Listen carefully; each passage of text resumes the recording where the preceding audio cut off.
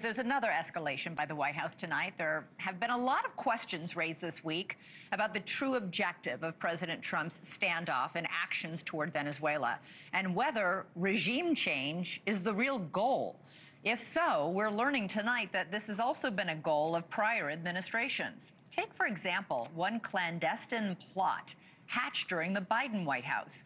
It involves a federal agent with Homeland Security who seized on an opportunity to approach President Maduro's personal pilot. The agent, Edwin Lopez, learned that two of Maduro's planes were being serviced in the Dominican Republic. So he went down there, found the planes, narrowed in on Maduro's man, eventually pitching him, asking if he would like to divert Maduro's plane to a location so that U.S. authorities could arrest him. In exchange, the pilot would become a very rich man. Well, despite many attempts, the pilot wouldn't budge. Fast forward to today, and Trump has a $50 million bounty on Maduro's head. He's also increased naval assets in the waters near Venezuela and accelerated deadly attacks on boats, which the U.S. claims are smuggling drugs into our country. There are even reports that the Trump administration has outlined a transition plan involving Venezuela's opposition leader. Well, Phil Gunson is an expert on Venezuela, and he was asked about that on 60 Minutes recently. Reports to the opposition says they have this 100-hour plan with the Trump administration for a peaceful transition. Is there any guarantee that the transition will be peaceful? There's no guarantee at all. And in fact, one of the things that worries me most is that there's been no apparent negotiation with a key element in all of this story, which is the Venezuelan armed forces. If the Venezuelan armed forces don't go along with this, and by the armed forces I really mean the high command, the people who give the orders, then there's a possibility perhaps the armed forces might split, there's a possibility they might oppose a new government coming in. Phil Gunson's lived in Venezuela now for 26 years. He's a senior analyst at the International Crisis Group. He joins us now, along with, of course, Chris Cillizza. Phil, great to have you on the show.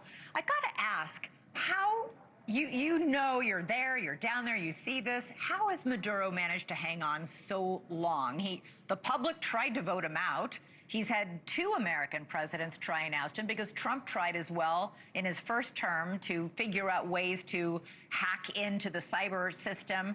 And yet Maduro still is in power to this day, tonight. Yes, he's a lot cleverer than he looks. Yeah, he's been in power since 2013. And I suppose if you want, a simple answer to your question, it's because he's had the support of the armed forces. Maduro, of course, is a lot less popular than his predecessor, Hugo Chavez.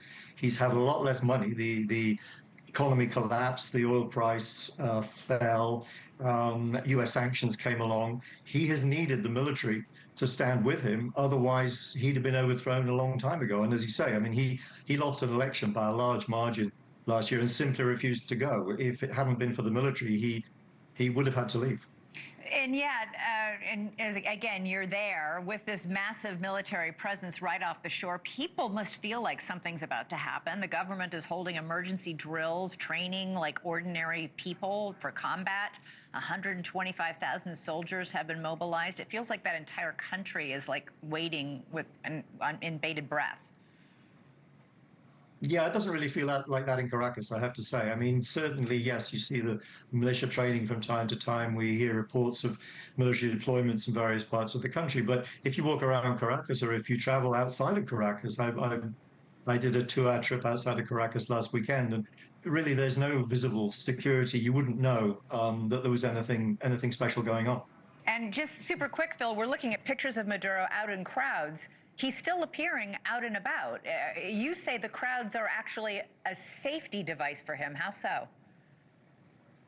Well, that's speculation. I mean, I don't know for certain, but it seems to me that it's logical that he would want some kind of a human shield around him.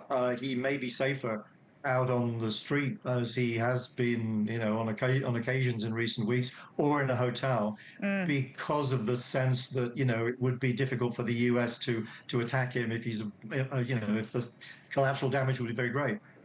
Chris, how much of this is about drugs? Because, cocaine passes through Venezuela on its way, perhaps mostly to Europe.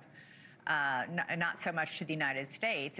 There's not a lot of drugs produced in Venezuela, but there's some cocaine and marijuana that passes through Venezuela. So how much of this is about drugs and how much of this is about oil, given the fact that Venezuela has the largest reserves of oil in the world?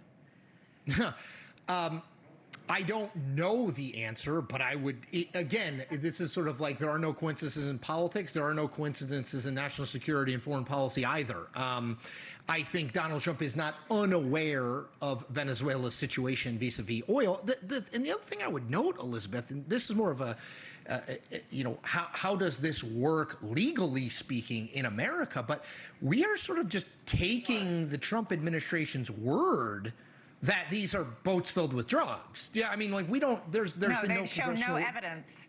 There's no evidence. There's no congressional approval. There's no evidence that's provided to Congress. Like even if it's classified, you can provide it, some of it, to Congress. We haven't seen anything. So that's what's hard for me. I'm not assuming that this is trumped up. Sorry to borrow that term, but I also think you need evidence. I mean, we are now striking. We are hitting these boats over and over again. Donald Trump has talked about troops by land in Venezuela. So, at some point here, you're going to have to say, well, we need evidence. If we are using American military force to do this, right, you need proof of what he's saying is correct. Yeah, and listen, Phil.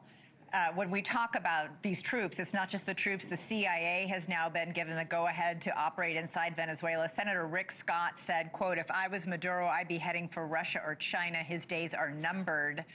That sounds pretty ominous.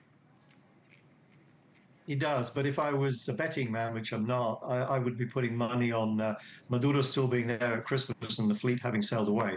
Really? I think what we're looking at is wow. What we're looking at is a phony war.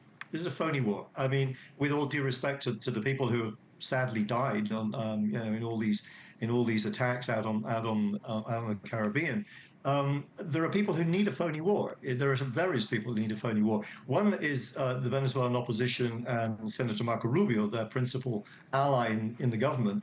They need a phony war to convince Maduro that there really is going to be a real war.